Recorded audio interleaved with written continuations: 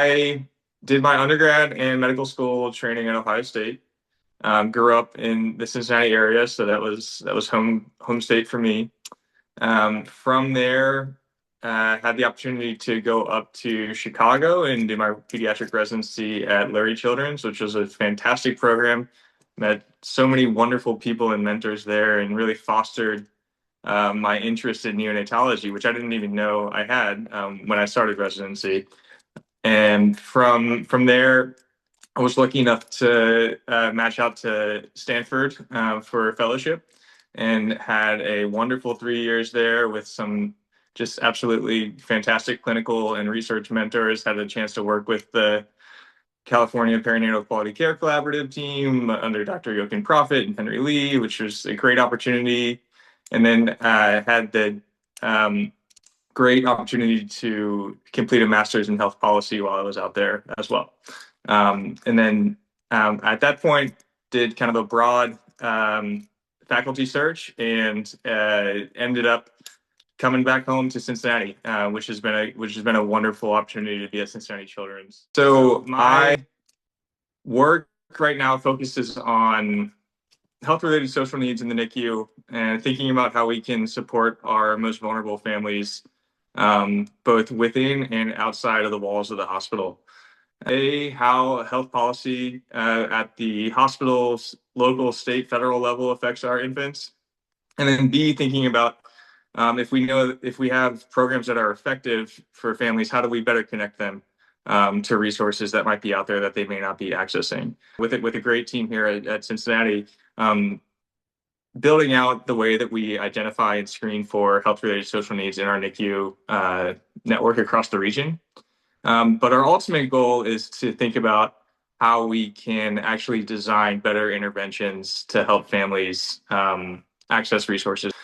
So I think my ideal state would be 5 years from now, have a really great comprehensive understanding of what our families' needs are across the region, and then starting to build programs that integrate things like community health workers or care navigators. What I love about medicine is that there's so many different ways to practice it, and so many different things that you can emphasize. I love like the clinical context and the medical decision making, and working through complex physiology that neonatology offers. But I also love the ability to kind of work within the social context. My mother was a social worker, and I was kind of raised in this environment of thinking about how you can reach out and help vulnerable populations. So I try to carry that kind of ethos forward in my work. And when I ended up in pediatrics, it made sense to, this is like an obvious area of need for our families, and felt like I had some skills and knowledge and passion for helping in this area, because sometimes it's easy to lose track of what things might look like outside of the hospital. But keeping that broader perspective, I think, helps treat the family holistically, because it's sometimes that always strikes me when I'm working with families of babies who are really critically ill. My mother spent her whole most of her career working with the kids who did make it. Our outcomes aren't really aligned with what family outcomes are, is kind of what my mom would always say. To a family, if their child walks at the age of 5, that's such an incredible accomplishment, right? They're walking, right? That's amazing, right? But maybe to us, we're counseling that there's going to be significant delays in milestones and achievements. But to families, they're like, can we go to the zoo? Can we go out to a restaurant? And these are the things that aren't captured in the studies that we cite to families. Priorities aren't necessarily the same as families' priorities, and I try to keep that in mind when I'm talking with them. Priorities aren't necessarily. This was passed on to me from one of my attendings in fellowship. Just after your service block, don't plan anything on that Monday. Just block it off. I try to be good about doing that. I try not to schedule a lot of meetings on the day that I come off of service. Try to take time to go, just take care of things that bring me joy. And I think that goes a long way to keeping you grounded. Figure out what you actually like about neonatology, and lean into those things. And if there are things that you maybe don't like, find what makes you happy. You spend a long time in your training doing what you are told to do, right? And at the end of your training, it gets harder to figure out like, what do I want to do, right? And being like intentional about that process as you're getting to the end of your fellowship and in your early career, I think goes a long way. Being very intentional about making time for yourself. And for me, that means making time for my family. I have a wonderful 3-year-old daughter who's a blast. My wife has been very supportive, and we have a very rambunctious dog that keeps us busy. Not only do I need to get all this stuff done for work, but I also need to make time for myself and my family. Not only do I need a opportunity to get involved on the executive committee within an advocacy vice chair position, which aligned really well with what my career interests were, and ended up meeting just a fantastic group of people on that executive committee, and connecting with people from all over the country, which was just like such an incredible opportunity during fellowship to have that big of a network that earlier in your career. I think TECaN's like biggest value is that ability to kind of connect with people from all over the field, and identify mentors that you might not be able to connect to within your own single institution. Right? I think don't be discouraged. There's a lot going on in the world right now, and sometimes it feels like it can be too much for one person to take on. I think that's the beauty of being in an organization like the AAP or TECaN, is that you're able to kind of like multiply your voice, multiply your work, right, by connecting with others. Find the work that's going on, and even if it's not necessarily directly aligned with what your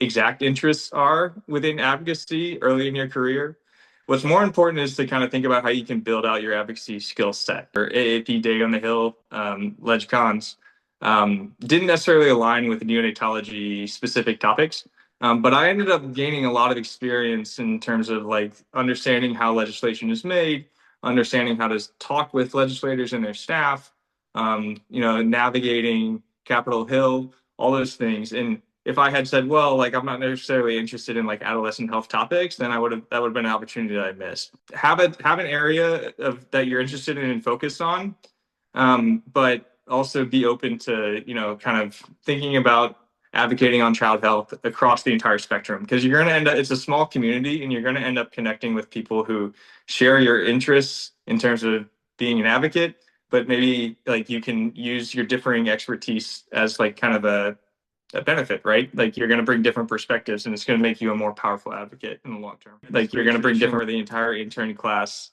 was relieved of all their clinical duties for 4 days, and had this great trip down to Mexico, and just like a lot of just like free spirited fun with friends and family. Recently went to northern Italy with my daughter and my wife, and my wife's family, and we had just a wonderful trip in Piedmont, staying in kind of the small towns, exploring like different restaurants and vineyards and things like that, biking through the countryside, and just like a really relaxing time with great food and company. Recently we went to a second generation restaurant that was entirely family run, and everything was grown kind of in their garden, and they were locally sourced. One of the dishes that they brought out was they had taken acacia flowers and then fried them.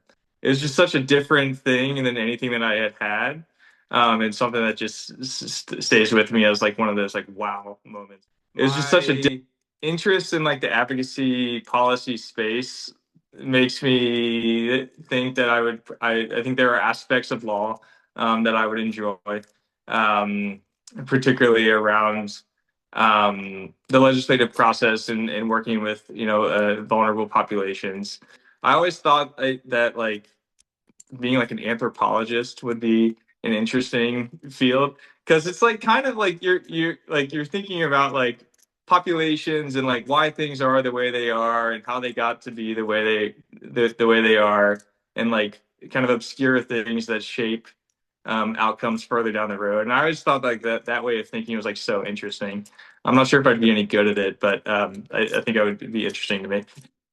To be humble, and to continue to ask questions about why things are the way they are, and be aware that there are things that you don't know, that are important. You know, you should always be on a quest to learn more, and never feel like you know everything. You know, your neonatology is a wonderful field to be in, and I'm lucky to be a part of it. I think there's a lot of potential for growth within our field during our careers, and I encourage anybody who's not already directly involved in the neonatology, either training program or as early career neonatologists, to seriously consider it as a career.